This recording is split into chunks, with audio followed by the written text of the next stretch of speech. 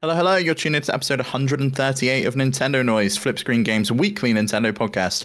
I'm your host, Stephen Radford, joined today by my very good friend and co-host, Mr. Max Wright. Ahoy, ahoy. How are we?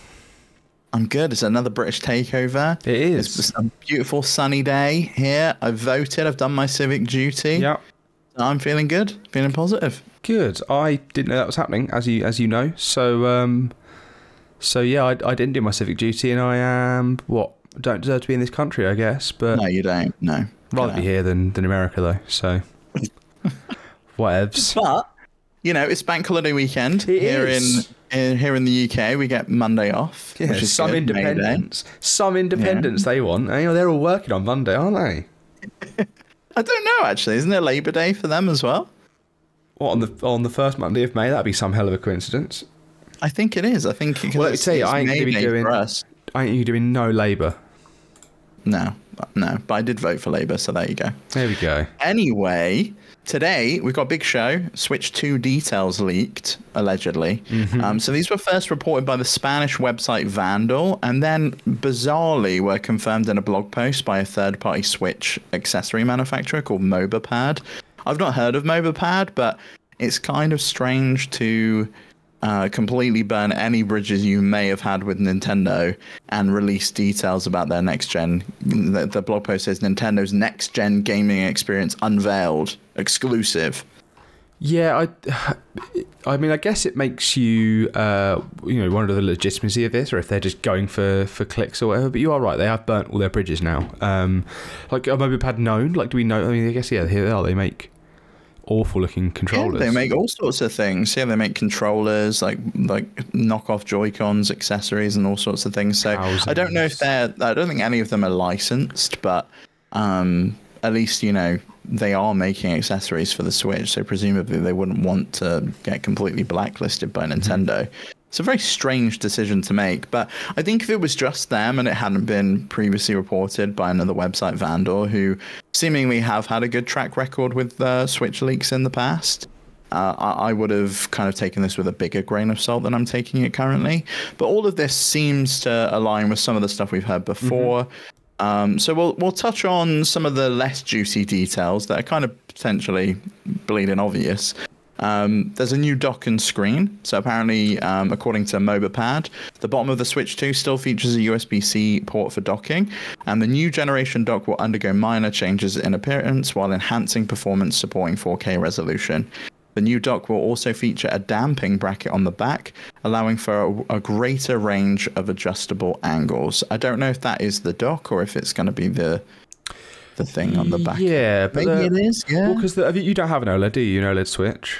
No. Well, the back stand of the OLED Switch does do all angles. Does every angle you can possibly think of. It's like the Surface sort of one, right? So I can't imagine it being that. I don't know what a damping bracket is. Do you reckon that's a translation thing, or I don't even know where this company's from? I'm going to search damping bracket while I quickly also say that it's just nice to be talking about Switch 2 rumours that I'm actually looking forward to. Yeah, some of this stuff is quite juicy. I was excited to talk about this with you. A damping bracket just seems to be a hinge.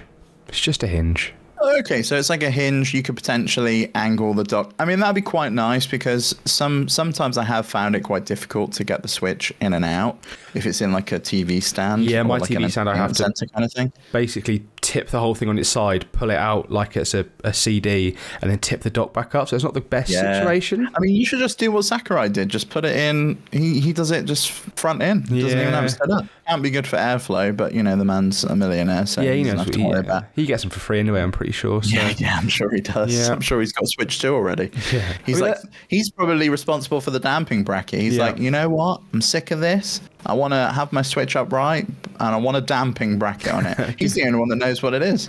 Soaking wet as well. I wonder if it's so that maybe the dock opens and closes slightly, maybe. I don't know. I think it could be the front, where you pull on it and the front sort of moves forward, so it opens like a V, so you can get the Switch out. I mean, it sounds quite cool. I still don't know why they haven't gone with the Wii U situation where you could just lie it down and put it on the dock, and it was like a small little dock rather than the little toaster thing that you've got on the menu. I guess it's I guess it's like branding. I guess like the branding on the front of it and having those two, having the logo on the front of it, having it feel more like, you know, instead of it just sitting there and it being a console on the side getting dusty, it's in something. It's got the logo on it. You've got the Joy-Cons poking out the side. Like maybe that's just what they went for. Obviously, that's caused problems. I've had Switches scratch on the front because the dock just does that. Just scratches. Yeah, I got a glass screen protector pretty much the first week because I had one of those docks that got squished in transit. So it was like slightly bent in. I think a lot of the launch day Switches had them, and so it was like scratching the plastic on the front of the screen. Because I remember a bunch of there was like these little tea cozy things. That's the only way I can really describe it that people made to put on the front of the docks. I remember them. Stuff it. Yeah, you get like Zelda themed ones and stuff. I remember. Yeah. Weird to be nostalgic for something that happened. I guess it happened like 8 years ago. 8 years ago. Yeah. Christ. How long I've known you, Max? Yeah, it must have been the year before that then. It must have... No, hang on. 7 years 18, I've known 19. You. I don't know when Loot Pot started. 2018. So that was 6 years ago. Okay. So it was actually... So 7 years ago a Switch came out. So yeah, 6 years. Just 6 great years. I've given you the 6 best years of my life, Steve, to be honest. That's good, because as we discussed, you know, before we started recording, you peaked to 30, so I was there. Peaked to 30, yeah. That, yeah. I'm half the man I was in 2018, but I'm also double the man I was in 2018. That's good. In how often I get my haircuts. So, yeah. Let's talk about more of the Switch. What else have we got in this new Switch? So while it can do up to 4K docked, when you play on handheld, apparently there's a new 8-inch display that supports 1080p. We've heard this before.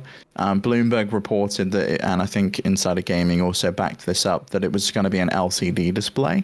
We've got no confirmation here from MobaPad or from Vandor to the type of display technology that's being used. But I would not be surprised if that rumor is accurate and that it is an LCD display, because Bloomberg were the ones that reported the OLED display was going to be coming for the next gen Switch, which turned out to be the Switch OLED model.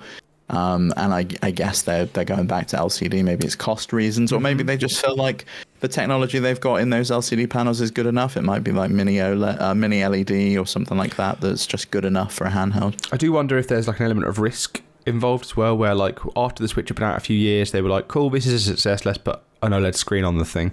And maybe they're a bit worried that, you know, how do you follow up the Switch? Oh, but you think they want to repeat kind of history and do an OLED model? Yeah, maybe 5 years down the line. Maybe that, or yeah, just to like, oh, let's like, maybe we won't get, you know, 100 something million Switches. Maybe we weren't going to get a huge amount of the market at the beginning because, you know, it's not going to be a huge massive leap, and it's going to have backwards compatibility, yada yada yada, all the things that would mean that people might want to hold on to their Switches a bit longer.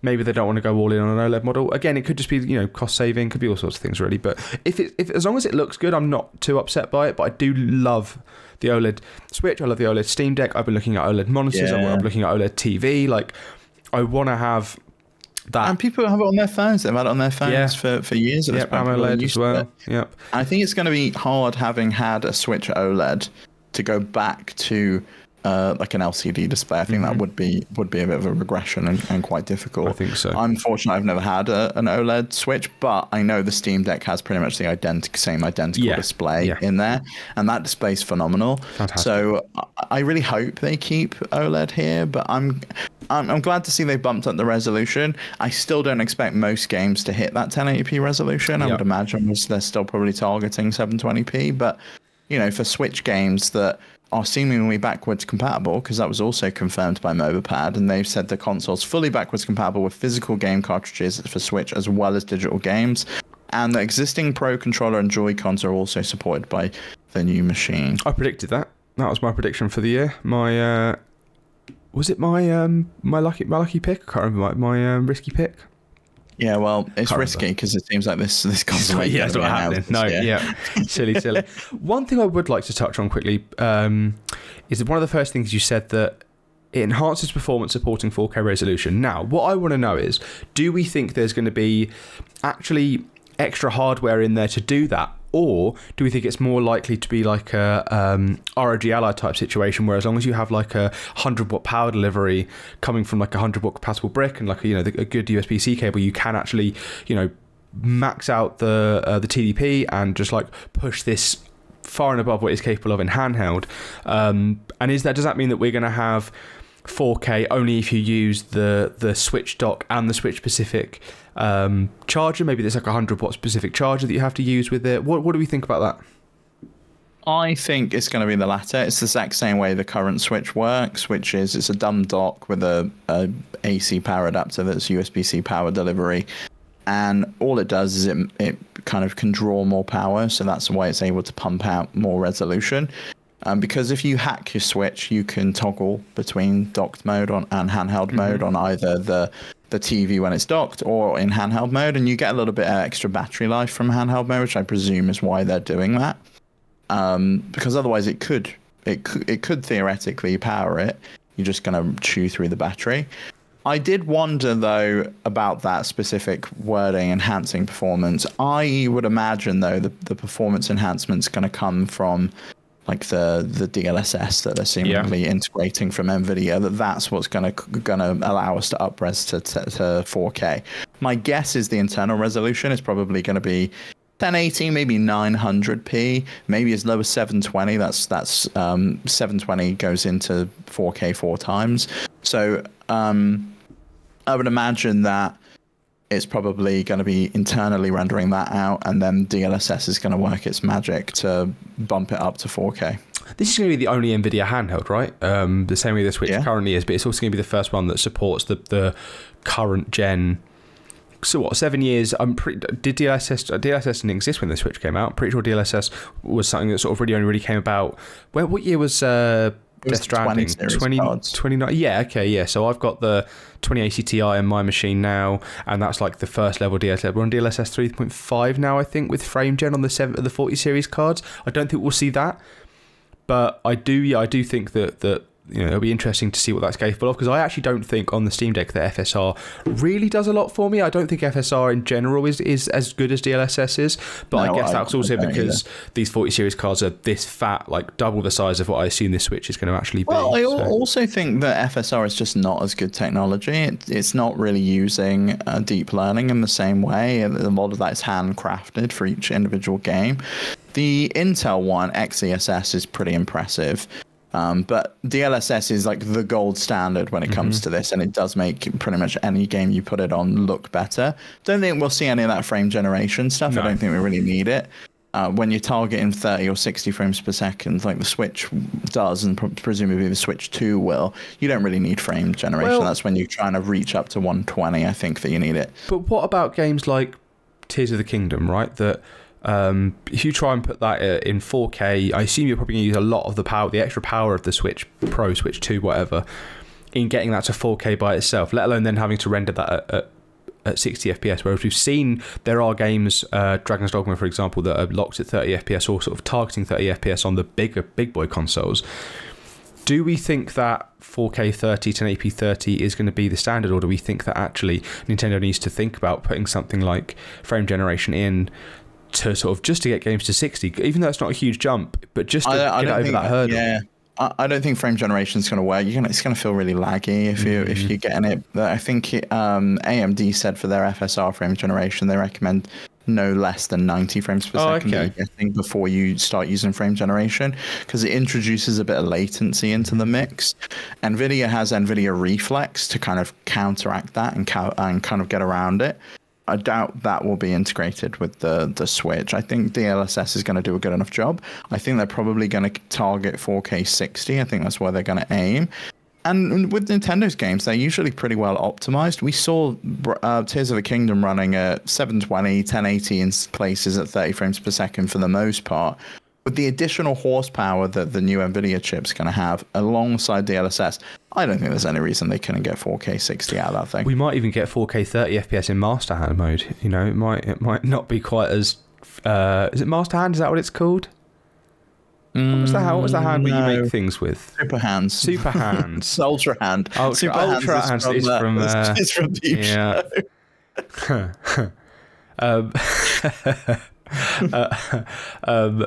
I'm trying to think of Super Hands Quave. I can't think of a single. I can think of a couple. I probably shouldn't say them. No, you should not say.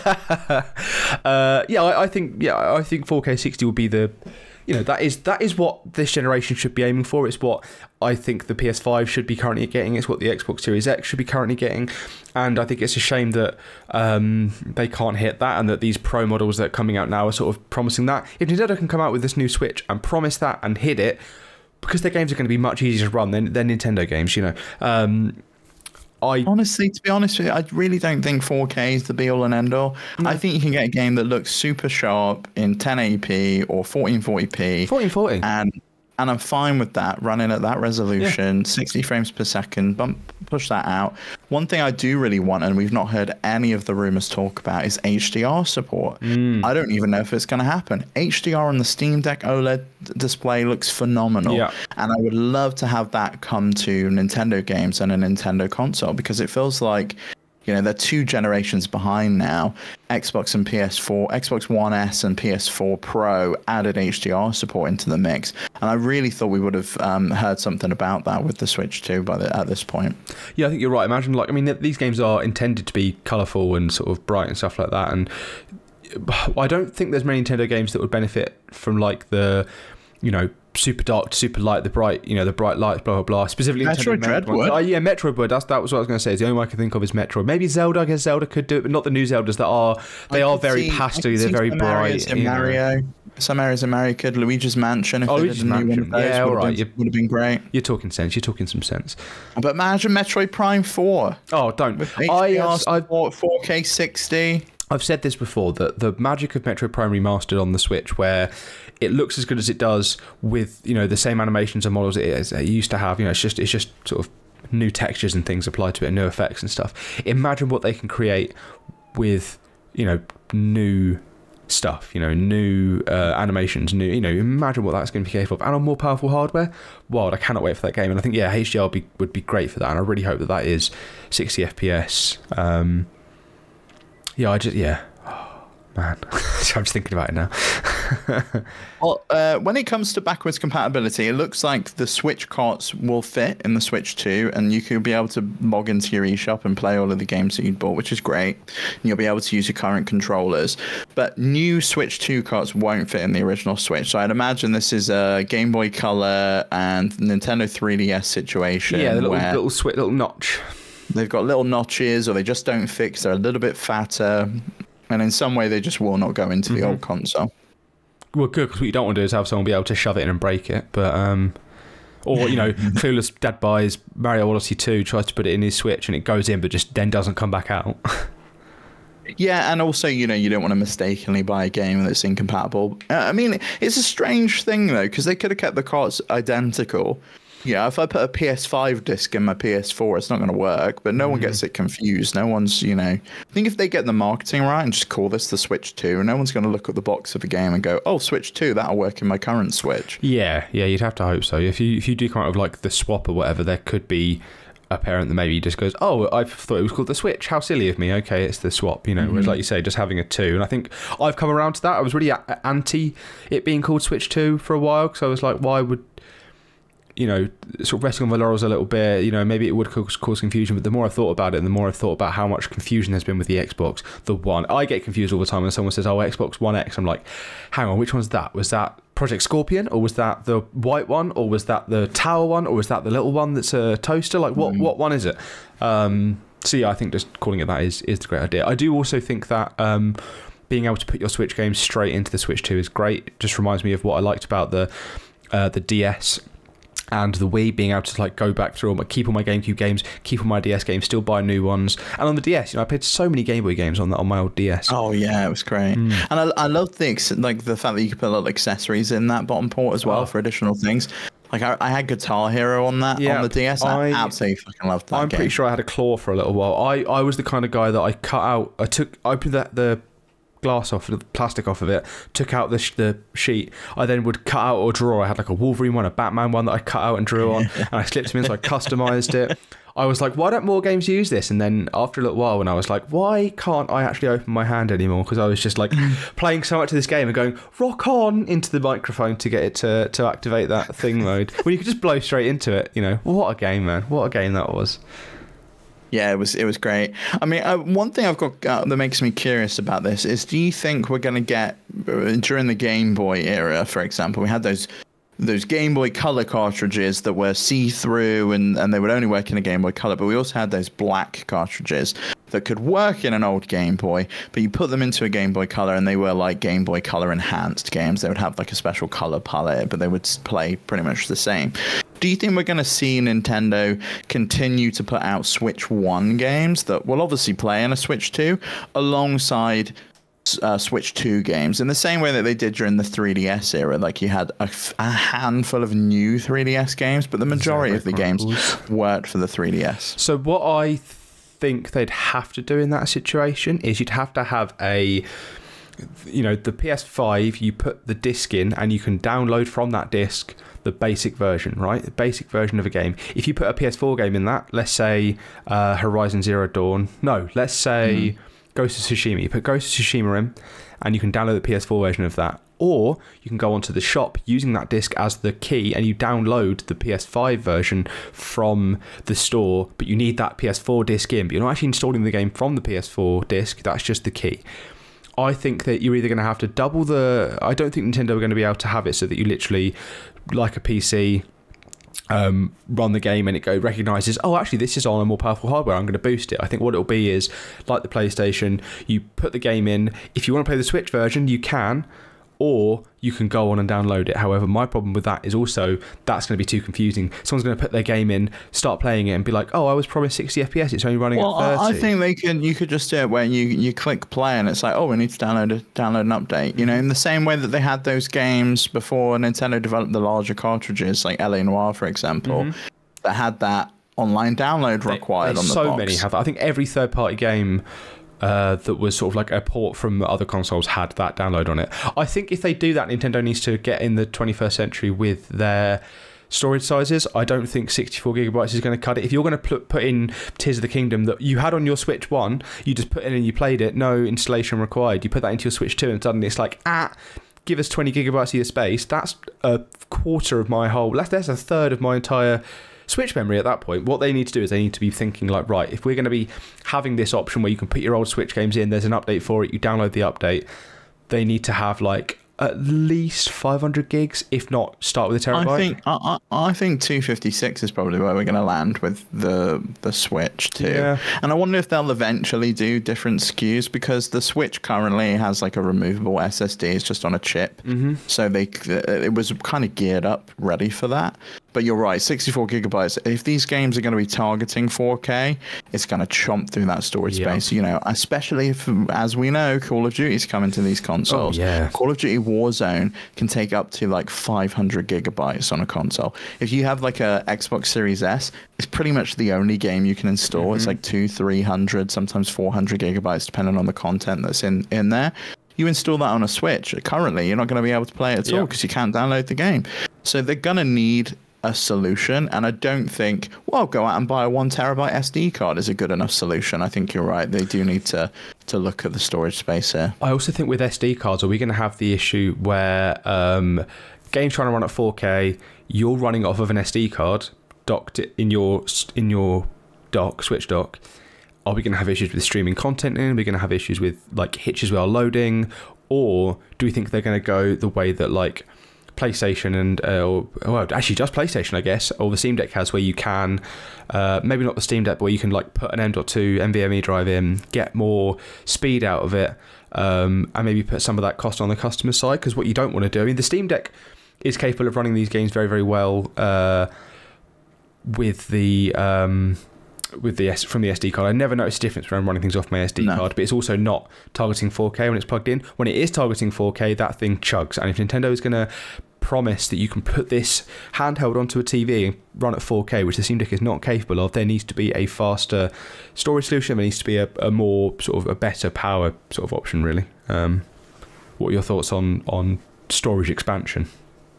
Yeah, I don't think we're going to see any kind of solution where they let you put an SSD in it. I think they want it to be user-friendly. If we're going to get anything like that, I could see like an expansion card solution similar to Xbox, but that thing's been a disaster. It's basically a compact, fast card, fast card. Do you not think the PS2 the sort of PS2, the PS5 sort of SSD installation is user friendly? No, I don't. I think it. Anything that requires a screwdriver is not user friendly. Well, anything that also requires a heatsink that they don't. But you can put it in without a heatsink and you've got to go on a list of like what's compatible. I think it's so confusing with the Switch. It's you can buy a micro SD card and anything's going to work as long as it's not one of the dodgy ones. Yeah. Okay. Buy one from Samsung or SanDisk or whatever, Kioxia, whatever Toshiba's calling their brand now. You're fine. I think we're going to continue to see that.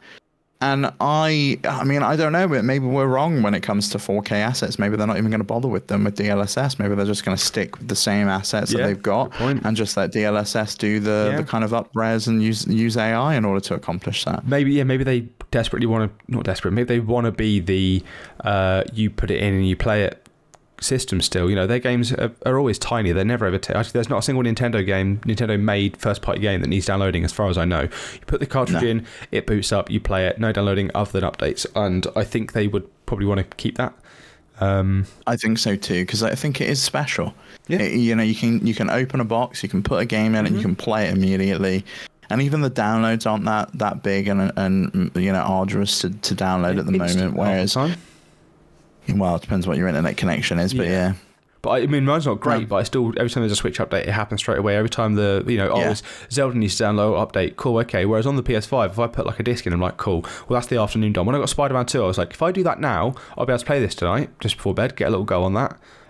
With the sort of downloading it, doing the day one patch, getting that all done from the disc. It's annoying. It's really annoying. It's the only reason I buy, I sort of pretty much buy physical.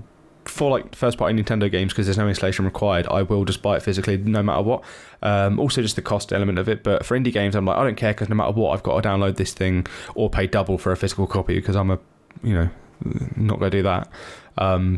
Whereas I do like... Plus you can trade it in if it's trash, like I did with Bayonetta 2. So. Yeah, just Bayonetta 2, not Bayonetta 3 as well, because I didn't enjoy that one very much. I didn't buy Bayonetta 3. That makes sense. I was burnt with Bayonetta 2 and Bayonetta 1. And, I started with Bayonetta 1. I used the little scratch and sniff code in the box to, like, type that into the eShop. And can't imagine what you wish I hadn't bothered. Scratch and sniff on Bayonetta, let me tell you. I'm sure some people would take up that offer. As I said, the Pro controller and the Joy-Cons will be supported by the new machine. However, Max, allegedly, there's going to be new Joy-Cons. They're going to be larger in size, and they're going to be the sliding rail structure seemingly gone out of the picture, and there's going to be a new magnetic system, which reminds me of the Lenovo Legion Go. Let me tell you. The SL and SR buttons, those are the buttons on the top when you're holding the Joy-Con, is like, in the landscape orientation. They're now metal. And the magnetic suction is achieved through electromagnetic suction technology, controlled by electric current, apparently. But it's worth noting that in addition to the L, ZL, R, and ZR buttons on the side, there's also a new third button added on both the left and right sides of the Joy-Con, which I'm guessing is a function button, because apparently below the home button on the right Joy-Con, there's now an additional function button. Now, let's start at the top here. Sliding rail structure, gone. Good, because the amount of that, that wobbly thing you get with Joy-Cons, that is all that takes is a bash, a drop. It can be in a case, and there's just because the clips are plastic and the rails are sort of metal, it's so easy to just shear off just a little bit of that plastic on that clip, and all of a sudden your nice tight Joy-Con becomes wobbly, and that can only ever get worse. It never gets better. The Joy-Cons will just slide off. You'll be putting the dock in and you'll like pull a Joy-Con off or something like that. It's trash. It's a trash system. It works. I've never had a problem with connectivity when they're lodged on like that. Only when they're where it's actually on, and it's cheap and it's cheerful. But this sounds great. So I'm not going to read this off of anything. I'm going to do this from memory. The way this magnetic sort of electromagnetic suction technology works is it's not a constant current. You don't need to be constantly charging this electromagnet or powering it. So it's not going to take up too much battery life. It's just you give it a current, you go, yep, and it switches modes to being magnetic, and then that's its position it's in, and then you do it again and it undoes it. I've seen clips of it before where it's just like some guy's just got like a little bracket that he puts on a piece of metal, presses the button, lifts it up, that's now attached, puts it deck down, presses the button again, off it comes, and it's that simple. So that'll be good in terms of battery life, because you can just sort of put it in, and you don't have to worry too much about it just draining your battery life because it's using these magnets. I think there's less chance of it breaking. There's just one less failure point in terms of like a physical one, because I think that this magnetic thing, there is still a failure point there, but it's not a physical, oh no, I've dropped it and now my thing's fucked. It's hopefully going to be a bit sturdier than that, and hopefully Nintendo has, if they're going to want to put this kind of technology in, they're going to do it right, hopefully, because the last thing I need with their big follow up to the Switch is a controversy like the Joy-Con drift. Joy-Con drift, so, yeah. And I think Joy-Con drift is probably going to be solved. The fact that it's larger in volume probably makes me think that the sticks are going to be full-size sticks now, and not the tiny little ones that we've got on the Joy-Con, which is kind of going to be music to my ears, and I would very much welcome that. We've seen it. It's hard to go back to them. Well. We know it's possible. It's hard to go back to them once you've played on something like a Steam Deck. It really is. Yes, yeah, I agree. It's whenever I pick up the Switch now after using the Steam Deck, I'm like, I'm cramped, and also this is like the least ergonomic system, because my hands are supposed to somehow lay flat against the back of this thing, but also wrap around it like this. I don't know. I don't like it. I do like it, I've gone off of it now.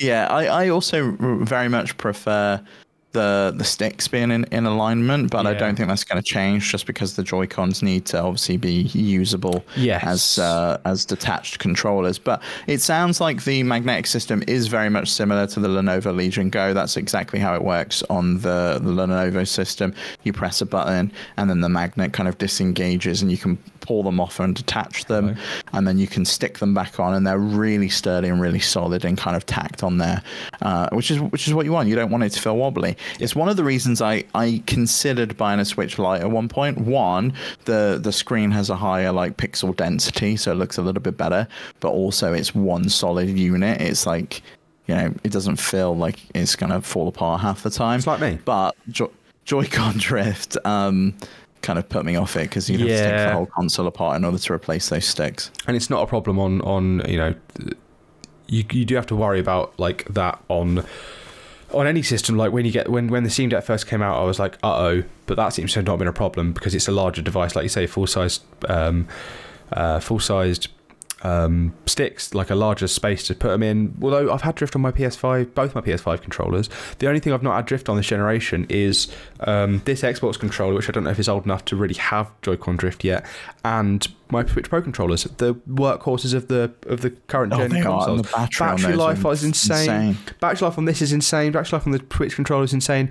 I was swapping between broken DualSense controllers playing Spider-Man 2. I just don't understand how Sony gets such a high praise. I'm not going to do another Sony thing.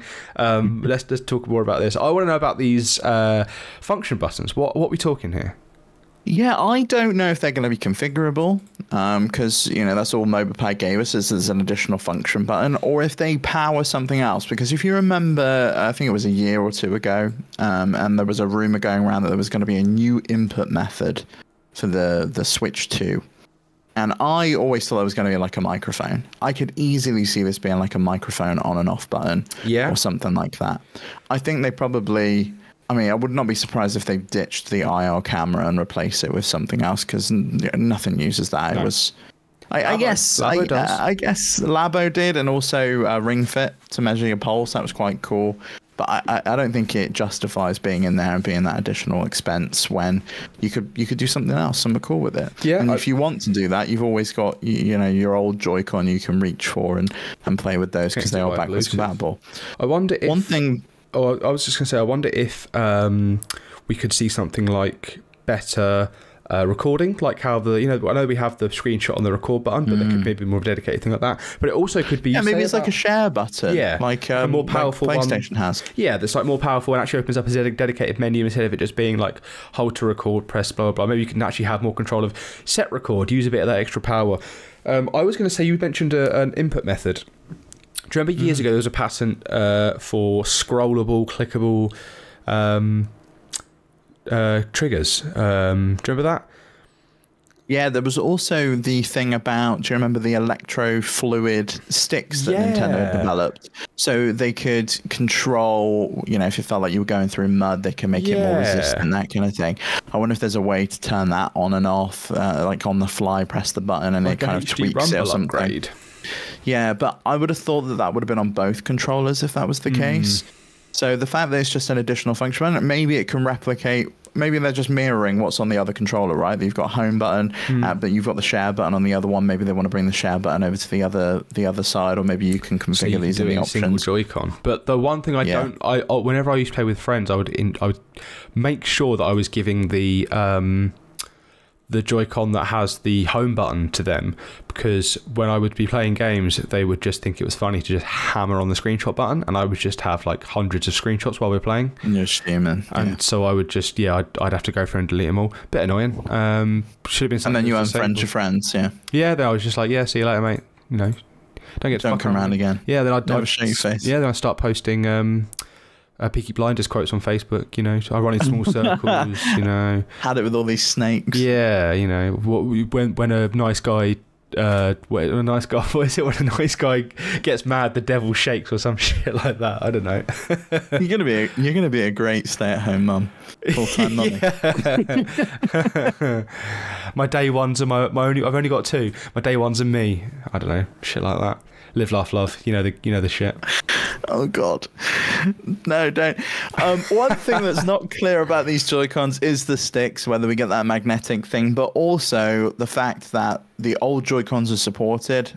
Is there going to be a system where they've got like magnetic rails that can attach and do that, or are they just going to say, tough shit, they work remotely, you can charge them on the little weird chargy thing? Yeah, I think it'll be that. I think it'll be, maybe they release a new wired Joy-Con dock, or a Joy-Con controller dock, or a Joy-Con controller dock that has a battery built into it, so you can just sort of be like, you've got your old Joy-Cons, don't throw them away, because we don't want e-waste and we want you to still spend more money, so here's a little thing that you can do to turn it into a secondary controller. And as much as I dislike that, as much as while it looks less ergonomic than it is, because you can't see the grips at the back and you can't see how much of that is just sort of useless space, I can also see that being a good way for sort of to extend the life of these Joy-Cons and be able to have a second controller without you having to shell out for 2 extra Pro controllers or an extra set of these. If I'm just playing Mario Kart, if I'm playing Mario Kart 9, I'm not bothered. When the friends come around, they can have the Mad Catz controllers, which will be the dud old Joy-Cons that drift. Mm-hmm. Yeah, give yourself an advantage there. Yeah, of course. You got any more on the Switch 2 before we move on? No, I think this all sounds great. I was really excited to talk about this just because I really like the sound of those magnetic Joy-Cons. I'm just excited for stuff related to the Switch 2 that is more tangible. I've been very vocal on this show many times about how I don't want to hear about the Switch 2. And I'm actually happy to talk about this because this sounds like exciting. It doesn't just sound like, it's going to be bigger and it's going to be better. This is like, here's some cool new features that are going to make it stand out and be interesting. Because that's what I like from Nintendo. I like it when they're doing interesting stuff. I don't agree with the whole, they should just make another home console if they want to compete. Like, they're not like selling the most consoles consistently, I just think that, Nintendo doing fun shit that then people then copy in the future, whether we see an upgraded HD Rumble to compete with the DualSenses, whatever they call that Rumble, because HD Rumble is a great feature. Haptics. That was one thing I didn't bring out of the MobaPad blog post, unfortunately, Max, was that the Switch 2 and the new controllers are still equipped with the Alps dual axis linear motors for HD Rumble, so it seems like it's probably going to be the same. Okay, I mean, I like HD Rumble as it is. I like that it makes things feel fizzy when you're swimming in like the Mario Odyssey. It makes that sound when you knock a golf ball off of a cliff in Golf Story. It goes wee, and it does that just through the vibrations of the Joy-Cons. I like HD Rumble. I think it's an underused feature. I think it's just an extra little bit of that's nice, like a bit of immersion, I guess. What my favorite implementation is on Mario Party. When it's your go, it plays the Mario theme tune in HD Rumble. That's clever. See, it's just fun. Nintendo are delightful. Yeah, and I think Nintendo gets a bad rap for being gimmicky with stuff like that. Whereas, and I'm going to do it again, the most of the front of the stone PS5 controller is a big touchscreen, and then you have to push that touchscreen in to open up a map. I don't want to do that. Well, and you've also got to touch one side or the other. Yeah. You know, if you press on the right side or the left side, they do different things, do different actions. And no game has ever implemented anything worthwhile on that touchpad. I don't even care if Pete's like screaming right now and saying, well, you know, what about Ghost of Tsushima? Whatever. That could have been a button. I'm going to play it on PC, and I don't care. Yep. And what annoys me is that where one of my both of my PS5 controllers have drift, one of them also has a problem where that pad is constantly being pushed down. And when I try to hook it up to my phone to do some streaming or sort of do some emulation back before I got the Steam Deck, it would constantly be just clicking on my home screen. So that's annoying. Do less gimmicks, but also Nintendo do more gimmicks, because you do them really fun. Max is potentially selling his PS5, so if anyone wants one with a completely dud controller, definitely reach out. I'm not going to sell it to you. I'm going to sell it to some rube on the street. Don't worry. Oh, it works perfectly, mate. No, it works perfectly. Nintendo noise, never heard it, mate. Jog on. Just go wearing, like, you know, one of those glasses with the fake nose and the dodgy mustache or whatever. No one will recognise you. Oh, my name's Pete and Bessie. Yeah, Pete and Bessie. Yeah, you'll find me. You could do an American accent. Dye your hair blue before you go. Yeah. I just have to scream, buy my Switch! Anyway, before we move on to some more news stories, I just want to thank the Patreon producers for the month of May. They are, of course, Arnold J. Rimmer, Christopher Valens, Gabriel Hasselmeyer, aka Asobi, Snacky Goat, Steve Stompy, Susan Likes Cats and Also Boobies, Ty the Dude, Voodoo Vic, and Wackahula. Thank you all so much supporting us over on patreon.com/flipscreengames. And if you want to do the same, head on over there. You can join us at any level. Any kind of cash you send our way goes straight back into the shows, and it kind of keeps the lights and the mics rolling. Although not my lights, my office is a state still. And if you want to find out anywhere else that you can find us around the web, just head over to our website, flipscreen.games, and join our Discord. We put a call for questions out every single week, and we kind of fill up a document with them, and we get to them eventually. So send us your questions. Max, hello. You brought this one to my attention. Hi-Fi Rush has been rated for Switch by Peggy. Yep, this was announced for PS5 and I think has released on PS5.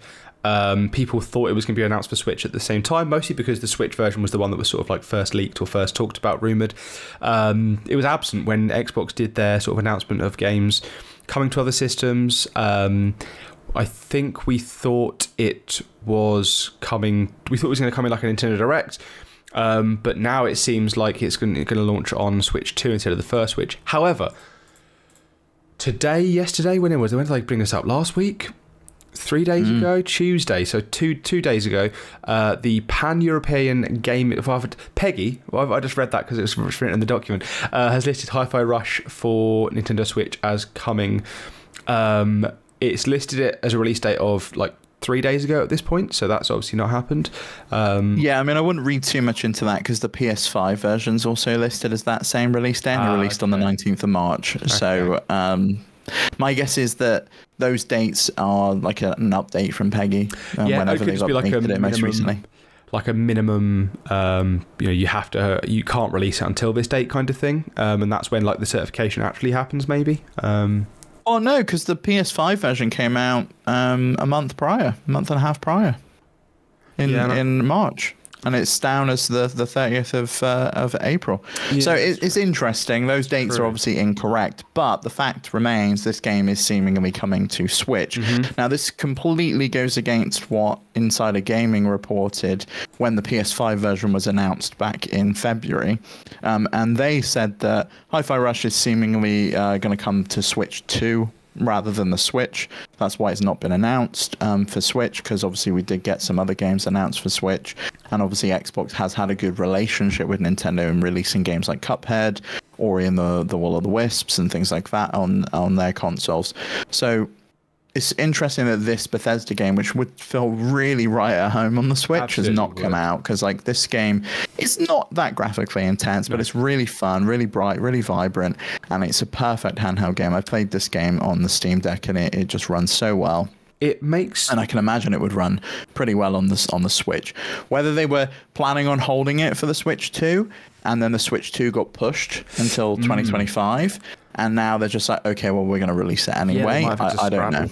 Yeah, that is interesting. Well, yeah, because like if you were gonna, you feel like it's a little bit like they've taken some of the fanfare away by delaying it and then having to release it now at some point. It could have been maybe Nintendo wanted to sort of say, look, let's do it for E3 time. You know, let's have let's shadow drop it again, but let's shadow drop it in June during our Nintendo Direct, E3 Direct, whatever they call the E3 one now. I mean, the fact that it's been rated, I'm pretty sure the entirety of Loot Pots is built on if it's rated, it's real. I'm pretty sure we had, Bioshock Collection, that was rated, it was real. Like every single thing that seems to get rated does come out. That means Silksong is mere days away. I didn't say it comes out imminently. I just said it comes out. We know Silksong is real. Oh, I'm going to get upset. We know Silksong's real. I think there's enough. This is actually the first time we've seen anything that isn't just like did you hear? This is like an actual. Well, there was stuff data mined from the game. They did find the Switch T-shirt or something or whatever that was in there that was red themed, and obviously there was an Xbox One, and then when the PlayStation One came out, they added the PlayStation T-shirt into there. They added a bunch of stuff in. So they did add things in ready for the platform. So they were clearly working on a Switch version of the game, which makes me think that, the report from Insider Gaming probably was accurate, that if the Switch 2 was going to be coming for holiday season of 2024, which was when it was rumored to come, and has slipped into 2025, they would have made sense to hold it back, because that would have been a decent launch title. It gets a third party in there. Nintendo probably needs some launch titles to kind of get out the gate with, and I would imagine this is one of those games that could hit 60 FPS at 4K pretty easily and really show off the hardware while also being backwards compatible. And it would be a good example to show, look, this is what you get with the Switch 2. It plays this game at like double the frame rate. It runs so much more fluidly. It looks better. It plays better. Maybe it sounds better. Who knows? Do you think Xbox would go back and do the same for Grounded? Because like from the trailer footage we've seen, it doesn't look great on the Switch. Doesn't look great on the Xbox. No, that's true. But I think like there's been a pattern of Nintendo Directs where like, I think the last few where they've gone, hey, here's the Outer Wilds, and I'm like, oh, I played that on Steam Deck, and I know what that's supposed to look like, and oh god, this is awful. And then most recently with Another Crab's Treasure, when they showed that off in the Direct, I was already at that point playing it for review, so I played it on the Steam Deck. I had been playing it for like 10 hours at that point, knew exactly how that was supposed to look, and when I saw that trailer, I was like, oh my god. And as soon as it came out, they immediately were like, whoopsie, it doesn't perform well on Switch, and I was like, yeah, I could have told you that from that trailer. And I wonder if I think Ground is the same. I wonder if like all of these games we're at the end of the Switch now. We are sort of coming to the end of its usefulness. We are, yeah. And I wonder if we're going to see like Xbox specifically, if they're going to go, here's Hi-Fi Rush and it runs this well on the thing. Are they going to go back and go like, if you want to keep playing Grounded, a live service game, we want you to keep playing, not live service, but it's an ongoing game. We want you to keep playing it. Here it is for the Switch 2. They support things. I think so. I would imagine so. And I would imagine that the Switch 2 also has some way, like a boost mode, in the same way that we've got that on the PlayStation 5. We had it on the PS4 Pro. The Xbox Series X does like the frame rate boost to kind of double it up if the game supports it. I would imagine we'll see something like that. But I also think for a game like Grounded, it makes sense for them to go back and put a little bit of extra work in, especially if this is their Xbox new strategy to bring games to other platforms. Then why not do that? One game I would expect to see from Xbox for Switch 2 is Sea of Thieves. It's just launched on PS5. It's had a huge momentous launch over there, and I think capitalize on that and use the kind of marketing line of Rare's back on a Nintendo platform. Like it's the first new Rare game that's come to Nintendo since the GameCube. You want to play it, here it is, it's on Nintendo finally. Because they did a similar thing with Bethesda when Skyrim came to a Nintendo console for the first time. It was like, oh, Bethesda's on it, and same with Rockstar with LA Noire and the GTA collection. Both of those things did that, and then never. I guess the original Red Dead Redemption came over, but Bethesda never then put another game on. We never got Oblivion. We never got sort of anything. We never got Fallout. We got Fallout Vault or whatever the fuck it's called. Shelter. What's it called? Shelter, yeah. Yeah, the only if you're a Switch user and you wanted to get on that Fallout hype recently, that was your only way to do it, was to engage with. Honestly, bizarre that Fallout 4 never came, or New Vegas, or 3, or the original Fallout games. Like, why are they not on there? And then yeah. Oh well. I mean, this is technically a Bethesda game. It's not a Bethesda game, like Softworks game or Bethesda Game Studios game, but it is a Bethesda published game. But it's also not here yet, and it might not make this console. You know, if the rumors is to be true, but it still might because it's been rated. So I believe it. Me too. I don't think you submit something to Peggy to go through probably what is a quite expensive ratings process to bother. Yeah, just if you're not going to release the game. Just for fun. Just for shits and gigs, you know. But anyway, I think that's where we'll leave this episode. This was a good one, Max. I enjoyed talking about the Switch too. It's always good fun and some juicy details. So, but please let us know what your thoughts are on the Switch 2. Are you excited about it? What do you think of the magnetic controller system? Do you think we're gonna see the 4K 60 promise from Nintendo moving forwards, or do you think this is just kind of a bit of smoke and mirrors, and maybe this doesn't really matter? Let us know right in the comments below if you're watching on YouTube, or come and join our Discord, or you can write in questions@flipscreen.games and visit our website flipscreen.games. Find out everywhere we are on the web. See you on the next one. Bye.